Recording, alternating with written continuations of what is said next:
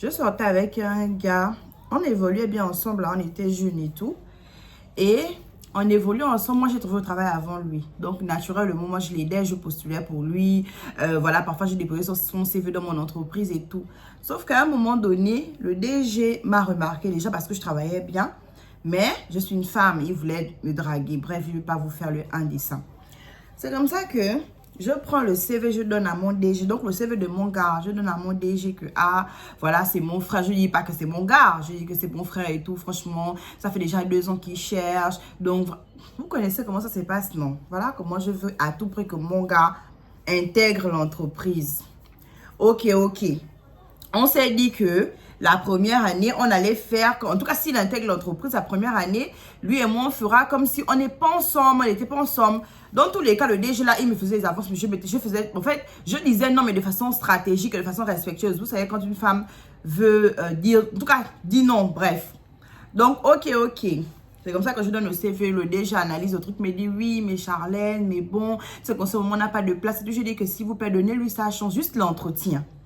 Donnez-lui, faites juste un entretien avec lui. Et si il ne se défend pas bien, laissez tomber. C'est tout ce que je vous demande et tout. Vraiment, je vous promets que c'est vraiment un très bon élément. Il peut beaucoup apporter à l'entreprise. Je commence à vendre mon bébé, mon gars. Parce que je sais que c'est un bon. Il a bien fait les études. Je sais qu'à ce poste-là, il peut répondre et bien. Donc, je donne le CV. Non, j'accepte même de partir au restaurant avec le DG en question parce que je veux qu'il accepte. Ça fait 2 ans que mon gars cherchait, 2 années. J'étais la seule à travailler. Et figurez-vous que pendant ces 2 années-là, je n'avais jamais mal parlé à mon gars. On était dans la maison là, tranquille. Tout ce que et c'est vrai qu'il faisait des petits boulets et tout pour m'aider, mais dans ma tête, on est une équipe. Vous voyez, on évolue ensemble, on a grandi ensemble, on est une équipe. Donc, je ne me suis pas dit que oui, ben, je trouve le boulot avant lui. Donc, voilà, je ne vais pas lui donner mon argent parce que c'est lui l'homme, il doit nous entretenir. Oui, c'est lui l'homme, mais il faisait les effets, il cherchait le travail. Il avait des petits boulots. Donc, on arrivait quand même à subvenir à nos besoins. Bref, quand il y avait de lourdes charges, c'est moi qui les payais. Naturellement, c'est moi qui travaillais. Je n'avais jamais humilié mon gars. Je vous vois déjà venir. Je ne l'avais jamais humilié. On ne s'était jamais disputé. Puis je lui ai dit que oui, il va travailler. Ils sont des frères, des filles qui ont un peu plus de poids financièrement dans la maison. Aïe. Voilà, moi, je pense que j'ai trouvé le bébé, l'amour de ma vie, que je vais pas aller me sacrifier pour lui. Je m'en vais au restaurant avec mon patron. Il commence à me raconter un peu. Bref, en fait, mon patron ne me draguait pas frontalement. Il ne me disait pas que oui, je veux que machin, toi et moi, vous connaissez comment les personnes un peu plus âgées que nous draguent. Genre, il était un peu subtil. Et moi aussi, je rentrais dans la subtilité en faisant comme si je ne comprenais pas trop. Après un temps, je comprends. Quand je parle de mon gars, je comprends parce que je veux que mon gars, que devant mon DG, c'était mon frère, qu'il comprenne pour que voilà. C'est comme ça qu'il donne la chance à mon bébé. Il lui dit que voilà, Charlie, est-ce que tu peux lui demander de venir tel. Non, même pas, il m'avait même pas dit. Il avait appelé directement sans même m'en informer. Il avait appelé pour dire que oui, monsieur tel, vous avez déposé votre CV et tout. Heureusement que mon gars, ça joue. De toute façon, je lui avais dit. Donc, lui aussi, il a joué le jeu. Il part à l'entretien. Il arrive à l'entretien. Comme je vous ai dit que c'était un bon. Franchement, il a bien fait ses études. Un bon. Il arrive, il sort, c'est tac. Ça n'a même pas duré 30 minutes. Il est parti. Bon, l'entretien a duré peut-être 20 minutes. Quand il est parti, l'après-midi, le DG l'a appelé pour lui dire que oui, monsieur, j'aurais besoin de tel document. Genre le processus de l'entretien, quoi. J'aurais besoin de tel document et tout. Mais vous aurez un autre entretien avec la RH. Ok. Donc, moi, déjà, dès que tu es allé dans le processus, je sens que bon, ça peut déjà donner. Pendant tout ce temps, il ne faisait que rouler le DG. Il faisait que rouler. Et le DG ne m'avait pas dit que, ah, Charlène, j'ai appelé, je ne sais pas si c'est comme ça que ça fonctionne, mais après je pense que oui. Il ne m'avait jamais dit que oui, j'ai appelé ton frère, est-ce que ton frère machin, jamais. Je lui avais juste donné le CV et il a fait tout le processus. Il ne m'avait jamais dit que oui, ton frère, machin. Pas du tout. Donc, mon frère, qui est censé être mon amoureux, et dans le processus, non, il passe entretien avec la RH. En tout cas, il discutait avec la RH. Blablabla. Après, ils ont aussi fait un entretien avec le comptable. Je pense que celui qui devait remplacer. Bref, ils ont aussi fait un entretien. Et tout s'est bien passé. Tout s'est vraiment bien. Bah, après, je pense que je me dis, c'est que quand c'est le DG qui t'envoie directement, tout passe crème, quoi, surtout quand on est en Afrique. Bref. Donc, c'est comme ça que mon bébé est pris dans l'entreprise. Il me dit que chérie, tu vas pas me croire, mais je suis pris. J'ai dit que je savais. J'ai toujours eu la vision. Tout le monde est ensemble depuis des années. Je sais que tu es un bon. Je sais que tu es un intellectuel. Tu devais prendre ça. Bref, il intègre l'entreprise. On est content. Non, on est maintenant nous deux dans la même boîte. Sauf que... Donc, lui et moi, on n'est pas dans le même pôle. Moi, je suis en QHSE. Lui, c'est un comptable. Il est expert comptable. Donc, Il était chez les comptables là-bas, tout ce qui sont RH, comptabilité, tout ça. Et moi, j'étais en QHSE, bref. Lui et moi, on est tranquille. On a bien dit 1 an sans dire dans la boîte qu'on est ensemble. Mais tu es mon gars, moi, je suis ta go. On se connaît comme si on était des siamois. Donc, forcément, quand on rentre le soir, quand on appelle les journées et tout, quand on se croise même en entreprise, on essaie de se dire, ah, je t'appelle Charlène, oh, moi, je m'appelle tel. Personne dans la boîte ne savait que lui et moi, on était ensemble parce que c'était le deal. Et si le DG avait compris que je lui avais menti par rapport au statut de mon soi-disant frère, j'avais peur qu'il soit renvoyé. Ok, 3 premiers mois, ça se passe bien. 4 mois, je crois que c'est le 4e ou le 5e mois comme ça là. Une de mes amies, elle me dit que, oh, franchement, tu as vu Franck et tout. Oh, franchement, je trouve qu'il est trop. Je dis que Franck, je fais semblant, elle dit que Franck, c'est qui? Oh, mais Franck, non, il est même, ça fait pas longtemps qu'il est dans la boîte et tout, le nouveau comptable, celui qui a remplacé tel. Je sais que c'est mon bébé. Tu n'as pas besoin de me le décrire pendant 10 ans, c'est mon gars. Donc, elle me dit, oh, tu as vu Franck et tout, franchement, moi, j'aime trop. Mais je soupçonne qu'il sort avec tel. Maman, l'esprit à ce moment, l'esprit a commencé à monter. Je ne fouillais pas son téléphone. Je ne regarde. En fait, bref, on est amis, quoi. Je te fais entièrement confiance, en tout cas aveuglement confiance, bref. Donc, oh non, tu as vu Franck et tout. Je soupçonne qu'ils sont avec parce qu'ils sont très proches. Ils rentrent du boulot ensemble. Ils font tout ensemble et tout. Je dis que bon. Là, elle exagère un peu parce qu'on rentrait souvent ensemble, mais discrètement. Après, il y avait des jours où il rentrait de son côté, je rentrais de mon côté. Est-ce que c'était à ces jours-là? Bref. Me voilà en train de dire que mon cœur est fait que coucou. Je rentre à la maison, je lui pose la question. En fait, je pense que ce qui l'a piégé, c'est quand je lui ai posé la question, je lui ai dit que, ah, est-ce que tu connais Christelle? Il me dit non. Christelle est dans la boîte. Dès que tu me dis non, c'est qu'il y a un problème. Il me dit non, Christelle est dans la boîte et elle travaille dans le service juste à côté. Donc forcément, ils se voient tous les jours. Ils mangent ensemble. Vous savez qu'en service, souvent, on fait des trucs ensemble. Bref. Ils mangent ensemble, ils se voient tous les jours ensemble, mais il me dit qu'il ne connaît pas Christelle. Après, il me fait, oh, Christelle, c'est la fille noire, machin. Je dis que non, je ne sais pas, je te pose la question parce que, en tout cas, c'est venu à mes oreilles que vous êtes très proches et tout. Il me dit, oh, là, c'est conneries. Non, on se salue juste et tout. Peut-être que elle a peut-être des vues sur moi, elle allait les raconter. Il commence à bégayer. J'ai dit, non, mon ami, pas à moi. Moi, je te connais comme si je t'avais accouché. C'est pas avec moi que tu peux faire ça. Bref. Donc là, il me dit non, il commence à beaucoup parler. Je dis ok, il n'y a pas de problème. Mais en tout cas, apparemment, tu commences à taper dans l'œil des nanas. Reste tranquille. Je dis rien. Je suis toujours en ciel. Je ne fous même pas au téléphone. Mon cœur bat, je me dis que bon, je vais lui faire confiance. On est ensemble. Lui-même, il sait ce par quoi on a traversé, par quoi on est passé ensemble. Donc, voilà quoi, ça reste mon bébé. 4, 5, 6, non, le 6e mois comme ça là. Je ne sais pas. À un moment donné, vous savez que quand votre homme vous trompe, hein, vous le savez. Déjà, tous les matins, son téléphone ne sonnait pas. Mais quand il recevait une notification, il y avait la lumière du téléphone. Et moi, il s'est trouvé que je suis très matinale et je fais beaucoup de sport. Donc, je me levais avant lui pour aller courir. Je vois là-bas une fois là-bas, la lumière est toujours à la même heure. 7h15, la fille a laissé toujours un message. La lumière, genre il y avait la lumière du téléphone. Quand vous êtes dans une pièce qui est le noir, là, il y avait la lumière du téléphone. Je vois ça une fois. Je vois ça 2 fois. Je vois ça 3 fois. Je dis que bon, ok. Quand je me lève encore, je regarde, je prends le téléphone, genre je check et tout. Je constate qu'il a enlevé les... Vous savez, quand vous avez une notification, le contenu du message ne s'affiche pas. Vous voyez, c'est une notification Snap. C'est juste une notification Snap, mais il n'y a pas le contenu. J'ai dit, bon, ok. J'essaie de déverrouiller son téléphone comme ça, il a changé de code. Je Wanda. Je dis que je ne fais que réfléchir. En même temps, tout ce que j'ai en moi sort parce que c'est pour ça que je courais. Quand je rentre à la maison, je ne lui demande même pas, je ne lui dis même pas que oh non, j'essaie de fouiller son téléphone, pourquoi son téléphone est codé, parce qu'il savait très bien que je ne regardais pas son téléphone, il m'en foutait. Donc, je ne fais même pas cas de ça, je laisse l'affaire là. Je dis qu'il n'avait d'abord qu'à continuer un peu sa relation. Je vais voir jusqu'où ça va partir, où ça va emmener. S'il va venir me dire que ah maman, toi et moi c'est plus bon, prends la tangente. C'est comme ça que je laisse. Tous les matins, je vois la notification de la Christelle en question avec elle en train de lever avec mon bébé. Entre-temps, au travail, je dis à ma collègue que, ah, mais finalement, est-ce que tu as eu la confirmation si Franck sort avec Christelle et tout? Parce que moi aussi, je l'ai croisé la dernière fois et franchement, il est pas mal. Et vu que je suis célibataire, pourquoi pas? Elle m'a dit que oui, maman, laisse. c'est maintenant l'amoureux des chrétiens, ils vivent seulement le love, ils vont en vacances et tout, machin, machin. Je dis, bon, mais toi, tu sais ça comme moi, non, mais je suis proche de Christelle et puis, je connais bien sa petite soeur et ma petite soeur sont meilleures amies. J'ai dit, ok. Donc, moi, toutes les informations que je prends là, c'est pas dans le téléphone de mon gars. Parce que, en fait, je me connais, je suis tellement impulsive. Et en fait, vous connaissez. Je savais très bien que si je fouillais son téléphone, ça devait m'énerver. Et il devait essayer de retourner la situation. Donc, j'essayais vraiment d'avoir toutes les infos possibles. Elle me dit, oh non, ils love et tout. Ils sont même allés à la pointe des nids. C'est quand elle me dit qu'ils sont allés à la pointe des nids que mon cœur bat, moi je me dis que merde. Et le week-end, il m'avait dit qu'il partait au retrait de son oncle à Lambarénie. Donc, il n'était pas à Libreville. J'ai dit qu'ils étaient en week-end à la pointe de nuit. Oui, franchement, j'ai même vu les photos et tout. En tout cas, maman, enlève tes œufs là-dessus. Parce que si tu mets les œufs là, moi-même, je serais ton combat. C'est elle qui me dit d'enlever les œufs. Bon, après, elle ne savait pas. D'enlever les œufs, c'est mon propre bébé. Hein. C'est mon propre bis. Elle me dit, oh non, enlève tes œufs là-dessus parce que si tu le regardes trop et tout, moi, je serais ton combat parce que franchement, ils sont trop beaux ensemble. Je dis qu'à ça, en tout cas, bref, ok, il y a folle. Dans le Congo, ça là, j'apprends que moi, mon bébé est parti à la pointe des nids plutôt qu'à d'aller au retrait de son oncle. Ok, very good.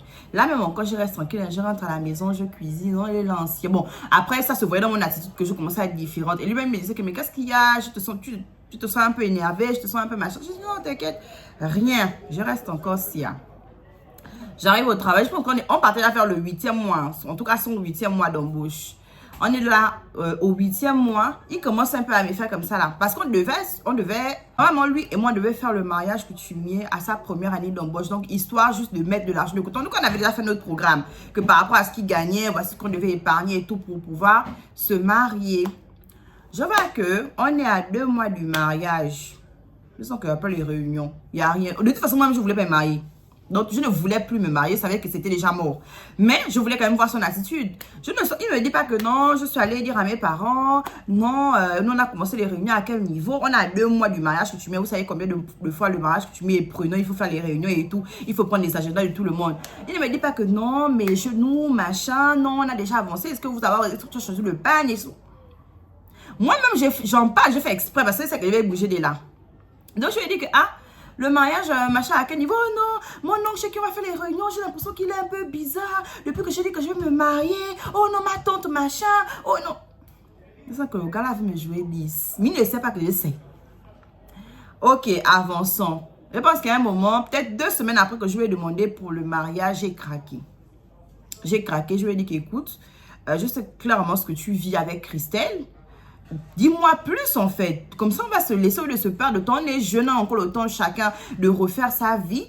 Mais dis-moi clairement que Charlène, voilà, j'ai rencontré quelqu'un au travail. Peut-être que c'est pas forcément le lieu, c'est peut-être mon moment. Dis-moi ce que tu ressens. Il me dit, oh non, je ne ressens pas grand-chose. C'est arrivé comme ça. Et pourquoi tu ne m'as pas parlé depuis là et tout?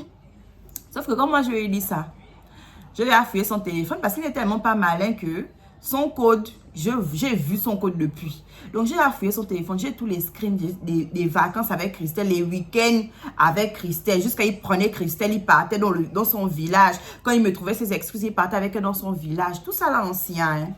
Hein? Tout ça là. Il partait en vacances, il faisait des trucs. Tout ça là, c'était dans le téléphone. Jusqu'à Christelle faisait genre les récaps. Vous voyez les réels là, dans les montages et tout. Il sentait de vivre l'amour avec moi, mon bébé, avec qui j'ai souffert comme ça là, que c'est grâce à moi-même que tu rencontres mon homme. C'est comme ça que je lui ai dit, est-ce que tu as des sentiments pour elle? Qu'est-ce que tu veux vivre avec elle? Est-ce que tu comptes l'épouser peut-être à la polygamie? Je ne sais pas, quels sont tes projets? Il me dit, non, je n'ai pas de vie avec elle, je ne vis rien avec elle, je te promets, c'est juste une aventure comme ça. Voilà, je sais que je n'aurais pas dû, je suis vraiment désolée. En fait, vous voyez la cupidité de l'homme, la bêtise. En fait, l'homme est tellement ingrat et tellement mauvais. Il aurait pu faire ça ailleurs. Hein. Il a choisi notre lieu de travail. Ou moi, je l'ai fait intégrer. Moi-même, j'ai amené mon serpent venir me piquer dedans. Le serpent. Dans mon entreprise. C'est même pas dans mon entreprise, dans mon univers en fait. J'ai tout offert à un homme qui a décidé de s'en foutre de moi. Parce que quand il était dans le besoin, il était bien mielleux, il était bien amoureux, il était bien, oh franchement, tu es la femme de ma vie, machin. Dès qu'il n'était plus dans le besoin, fiou, la femme de sa vie avait disparu. Bref, j'ai dit, ok, il n'y a pas de problème. Bon, moi, par rapport à tout ce... Je lui ai tout relaté. Hein. Je lui ai dit depuis quand je sais qu'il est avec elle, je sais qu'il n'était pas avec elle à tel endroit. J'ai tout dit. Le mec n'a même pas sorti un mot de sa bouche.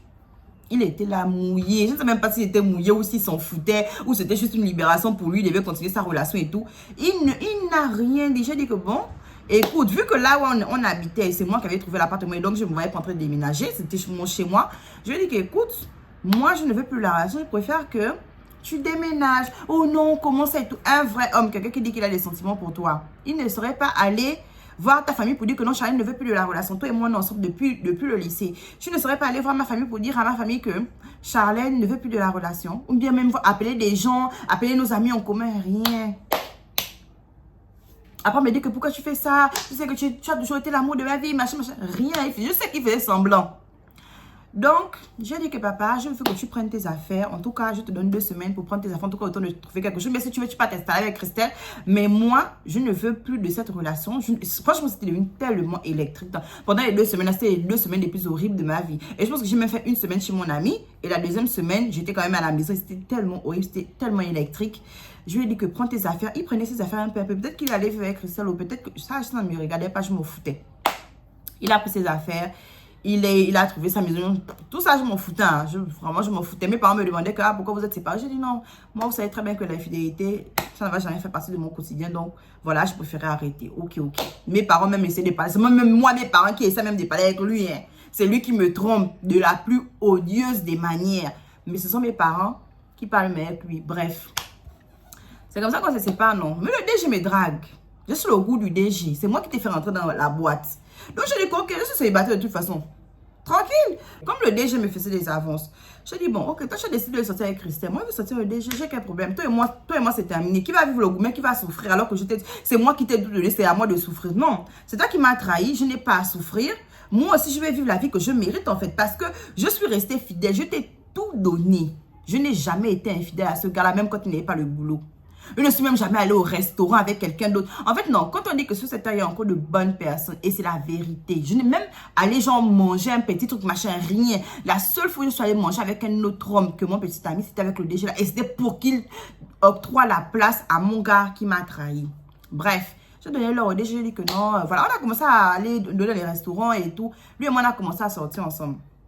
Quand on sort ensemble, j'ai dit que moi, je ne peux pas te laisser là, moi, c'est moi qui te trouve au travail. Je t'entretiens, te trouve au travail. Tu n'as même pas un peu de respect, un peu d'aisance, même d'aller voir ma famille et tout pour t'excuser, dire quelque chose, rien. C'est que tu t'en foutais complètement. Comme pour toi, tu étais arrivé où tu pensais être arrivé là. Tu as dit que bon, ok, je m'en fous, on s'est séparés, ok, basta. J'ai dit au DG que franchement, dans la famille, ça commence à mal se passer. Il est tellement ingrat. J'ai commencé tous les jours, je mettais ça dans ses oreilles. Maman, même pas un mois. Il a remercié. Pas seulement lui, hein. Et lui et Christelle. Il a remercié. Petit truc, oh non, tu avais mal fait ça. Oh non. On lui a d'abord donné un avertissement, je pense 2 semaines avant. Et après, on lui a dit non, c'est plus possible et tout. Youp. On l'a renvoyé. Il n'avait plus le travail. Christelle aussi, elle a eu sa part. Je ne peux pas laisser. Je ne laisse pas. Parce que quand j'ai lu les messages, Christelle savait très bien qu'il vivait avec quelqu'un. Elle ne savait peut-être pas que c'était moi, mais elle savait qu'il était engagé quelque part et qu'il allait se marier. Donc, elle a dit qu'elle aussi va se positionner pour faire le combat du foyer. Comme tu veux faire le combat du foyer avec quelqu'un qui peut te dépasser, ben voilà, tu as perdu. Elle aussi, dommage collatéral. Ce n'est pas dommage collatéral, c'était aussi la bordée. Donc, bref. Christelle a rebondi tardivement quand même. Elle a peut-être retrouvé un boulot. Vous savez comment c'est dur au Gabon de retrouver le travail. Elle a retrouvé le travail peut-être 2 ans après. Mais lui, pas du tout, hein. Il a continué les petits boulots et faire des petits trucs dans des petites boîtes et tout, mais il n'a pas. En tout cas, je n'ai pas eu de nouvelles qu'il est en poste, en CDI et tout. Non, il a eu des petites CDD, il a continué les bricoles, machin. Il a même ouvert un bar. Voilà, je pense qu'il a même ouvert un bar, mais c'est tout. Il n'a plus jamais eu vraiment un boulot stable. Tout ça pour vous dire que quand quelqu'un se sacrifie pour vous, même si vous ne voulez pas, c'est normal, hein, les sentiments peuvent s'estomper, on est des êtres humains, vous pouvez ne plus vouloir continuer vos vies avec la personne, mais même quand vous voulez arrêter votre relation, respectez au moins la personne qui vous a donné, peut-être pas tout donné, mais qui vous a au moins donné 50% de sa vie, quelqu'un qui vous a respecté, qui vous a estimé. Ça, c'est la moindre des choses. Mais me manquer de respect comme ça, on me trompe. Dans la boîte où moi-même, j'ai choisi de ne pas le tromper. Où j'ai choisi de mettre mes valeurs de côté pour l'intégrer dans cette boîte-là. Je suis désolée, mais ça, c'était vraiment la pire des trahisons. Et même pas te dire que j'ai quand même vécu des années avec cette femme. Je suis restée, je ne travaillais pas, c'est elle qui paye. Même dans ma famille, non mais, même dans sa famille. Les retraites de deux, je participais, les mariages, c'était mon argent que je travaillais dur. Même les choses que je ne faisais pas dans ma propre famille, c'est dans sa famille que je faisais ça. Le papa m'a montré, il m'a dit que ma chérie, l'homme, on ne l'entretient pas. Et j'ai appris à mes dépens. Enfin bref, tout ça pour vous dire les filles, franchement, faites attention à vous, prenez soin de vous, priorisez-vous toujours. Quelle que soit votre situation, vous êtes marié, fiancé, quel que soit, faites des choses pour vous, soyez heureuse. Parce que si moi, je n'avais pas fait tous ces sacrifices-là, j'aurais profité moi-même de ma vie, j'aurais profité pleinement de ma jeunesse, j'aurais fait plein de trucs, j'aurais été... Lui et moi, on n'est jamais allé à la Pointe-Déni en vacances, hein. Mais dès qu'il a commencé à gagner de l'argent, il a emmené Christelle à la Pointe-Déni. Bref, priorisez-vous toujours parce que ce genre de choses, tu peux devenir dingue, tu peux devenir folle. Donc, prenez soin de vous. Vous êtes votre première, même si vous avez des enfants, sachez que la priorité, c'est d'abord vous. Le reste après, enfant ou pas, marié ou pas, c'est d'abord vous. Un bon entendeur, ça aligne. Bref, moi, je vous fais plein de bisous et surtout, méfiez-vous.